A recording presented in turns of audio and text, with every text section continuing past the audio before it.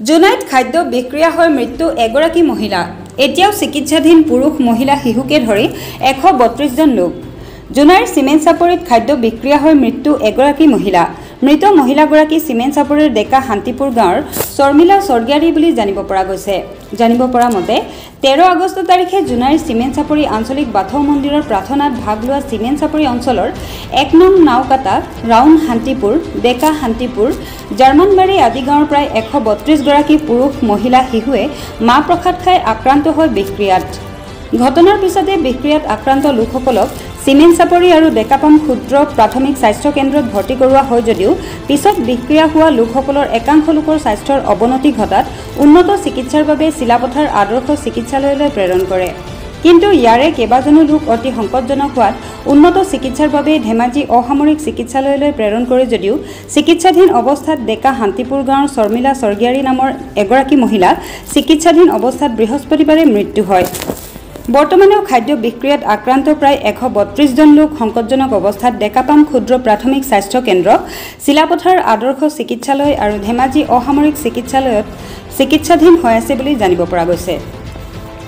13 তাৰিখে সিমেন্ট চাপৰি বাথৌ মন্দিৰত চানা খাই প্ৰায় 100 মান লোক বিষক্ৰিয়াত মানে আক্ৰান্ত হৈছে আৰু কিছুমানক ধেমাজিলৈ ৰেফাৰ কৰা হৈছিল তাৰে আমাৰ ইয়াৰে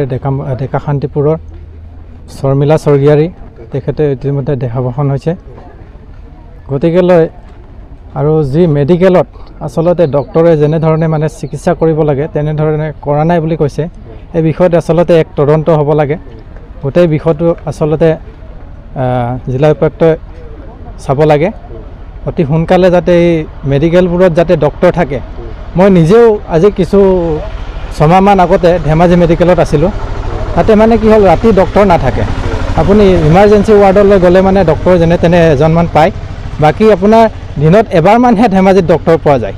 গতিকে এই বিষয়টো গোটেই চালি জাৰি চাব লাগে আৰু এক তদন্ত হ'ব লাগে বুটমাহ কোন দোকানৰ পৰা কিনিছিলে আৰু মানে ক'ৰ পৰা আহিছিলে বস্তুখিনি তদন্ত হ'ব লাগে আগন্তুক যিহেতু আমাৰ ভাদ মাহ আহি আছে ভাদ মাহত যিহেতু আমাৰ জন্মাষ্টমী কিবা কিবি আছে বস্তুটো গোটেই আসলতে ধেমাজি জিলাখনত যিমান আছে দোকান বুটমাহ বিক্ৰী কৰে কিবা বিক্ৰী কৰে এইখিনি আসলতে এক চেক কৰিব লাগে নহ'লে ভৱিষ্যত দিনত আৰু ইয়াতকৈ ডাঙৰ ঘটনা ঘটিব পাৰে সেয়েহে আপোনালোকে এইখিনি ব্যৱস্থা কৰিব লাগে বিশেষকৈ আমাৰ ইয়াত আজি যিটো ফুড পয়জনিঙৰ কেছ হৈছে বিশেষকৈ আমাৰ ইয়াত মহিলাসমূহ বেছি হৈছে এইটো সিমেন্ট চাপৰি আঞ্চলিক বাথৌ মন্দিৰত যোৱা মঙলবাৰে তেওঁলোকে বাথৌ পূজা কৰিছিলে তাৰপিছত তেওঁলোকে বুটমাহ সেৱন কৰাৰ পিছৰ পৰা আমি হোৱা বুলি আমি এতিয়ালৈকে গম পাইছোঁ প্ৰথমতে আমি বিশেষকৈ আমি ক'ব লাগিব যে ইয়াৰ আমাৰ ৰাইজে বহুত আমাক সহায় সহযোগিতা কৰিলে আজি ৰাতিপুৱা আমাক জনোৱাৰ পিছত আমি ডেকাপাম স্বাস্থ্য কেন্দ্ৰৰ পৰা আমি মেডিকেল টিম আহি ইয়াতে সিমেন্ট চাপৰি নিউ PHC মেডিকেল টিমৰ লগত আমি সহযোগ কৰি আমি এতিয়া বৰ্তমানলৈকে 78 গৰাকী আমি ট্ৰিটমেণ্ট কৰি আছোঁ তাৰে মহিলা এগৰাকী আমাৰ প্ৰেগনেণ্ট হয় আৰু 5 বছৰীয়া তলৰ শিশু আমাৰ 6 গৰাকীকে আছে বৰ্তমানলৈকে আমাৰ 4জন আমাৰ অলপ তেওঁলোকৰ অলপ সিৰিয়াছ হোৱাৰ কাৰণে তেওঁলোকক আমি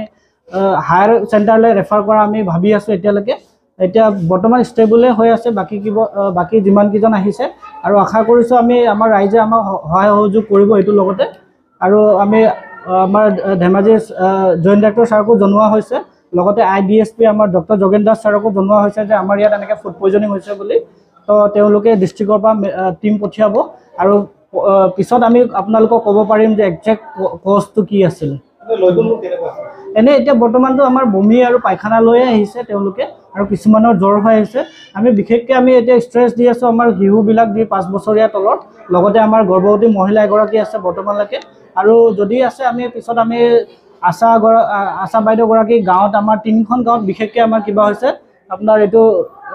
জাৰ্মানবাৰী নাওকটা আৰু ডেকা শান্তিপুৰ 3খন গাঁও বিশেষকৈ হৈছে আৰু আশা কৰিছোঁ বাকীকেইটা য'ত কাৰোবাৰ যদি কিবা অসুবিধা হৈছে গাঁৱত তেওঁলোকে ওলাই আহি আমাৰ স্বাস্থ্য ইয়াত মেডিকেলত আহক বুলি